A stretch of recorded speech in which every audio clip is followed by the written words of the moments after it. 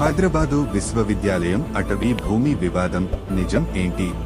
నమస్కారం అందరికీ. ఈరోజు మనం తెలంగాణలో హాట్ టాపిక్ అయిన హైదరాబాదు సెంట్రల్ యూనివర్సిటీ HCU అటవీ భూమి వివాదంపై మాట్లాడుదాం. ఈ వ్యవహారం పెద్ద చర్చనీయాంశంగా మారింది. విద్యార్థులు, పర్యావరణ ప్రేమికులు పెద్ద ఎత్తున నిరసనలు చేస్తున్నారు.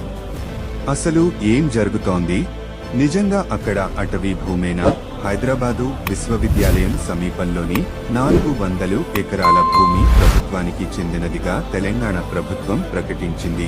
ప్రభుత్వం ఈ భూమిని ఐటీ పార్క్ అభివృద్ధి కోసం ప్రైవేట్ సంస్థలకు అమ్మకానికి పెట్టాలని నిర్ణయించింది. కానీ విద్యార్థులు, పర్యావరణ కార్యకర్తలు దీనికి వ్యతిరేకంగా ఉద్యమం మొదలుపెట్టారు. ఈ ప్రాంతం 455 రకాల మొక్కలు, వృక్షాలు, పక్షులు, జంతువులకు నిలయంగా ఉంది. ఇక్కడ మట్టి తవ్వకాలు మొదలయ్యాయి. భారీ యంత్రాలు తీసుకువచ్చారు. అందుకే విద్యార్థులు అడ్డుకున్నారు. ప్రభుత్వం చెప్పేది ఏమిటి? ఈ భూమి రెవెన్యూ రికార్డుల ప్రకారం అటవీ భూమి కాదని ప్రభుత్వం చెబుతోంది. పట్టణ అభివృద్ధి, ఐటీ రంగాన్ని విస్తరించడానికి ఈ ప్రాజెక్ట్ అవసరమని చెబుతున్నారు. న్యాయపరమైన మరియు రాజకీయ కోణం. ఈ భూమిని డీమ్డ్ ఫారెస్ట్ గా ప్రకటించాలని హైకోర్టులో పిటిషన్ వేయబడింది. బీఆర్ఎస్, ఇతర ప్రతిపక్షాలు ప్రభుత్వ నిర్ణయాన్ని తప్పుపడుతున్నాయి. పచ్చదనాన్ని నాశనం చేస్తూ అభివృద్ధి పేరిట ప్రకృతిని అరికట్టడం సరికాదు అని వారు ఆరోపిస్తున్నారు. అభివృద్ధి పేరుతో ప్రకృతి నాశనం చేయడం సమంజసమా? ఈ భూమి న్యాయపరంగా ఎవరిది? పోలీసులు విద్యార్థులను అదుపులోకి తీసుకున్నారు. అయితే తర్వాత విడుదల చేశారు.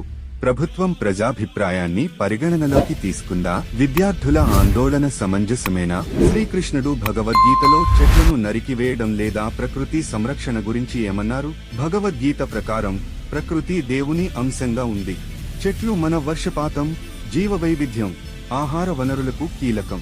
కృష్ణుడు చెట్ల ప్రాముఖ్యతను నానా రూపాలలో చెప్పారు. ప్రకృతి ధ్వంసం చేయడం ధర్మబద్ధంగా కాదు. ప్రకృతిని గౌరవించడం, ధర్మాన్ని పాటించడం, జీవరాశుల పట్ల కరుణ కలిగి ఉండాలని బోధించారు.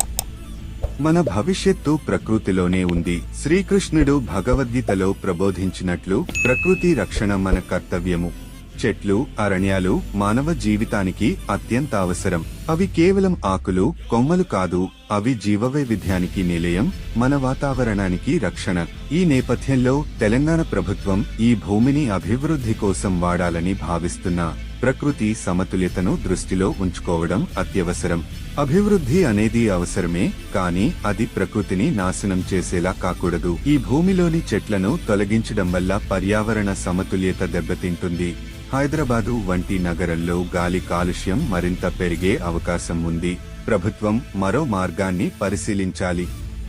ప్రకృతికి నష్టం కలిగించకుండా పర్యావరణానికి అనుకూలమైన అభివృద్ధి నమూనాను స్వీకరించాలి. మనం నేడు తీసుకునే నిర్ణయాలు రేపటి తెలంగాణ, రేపటి భారతదేశాన్ని నిర్ణయిస్తాయి.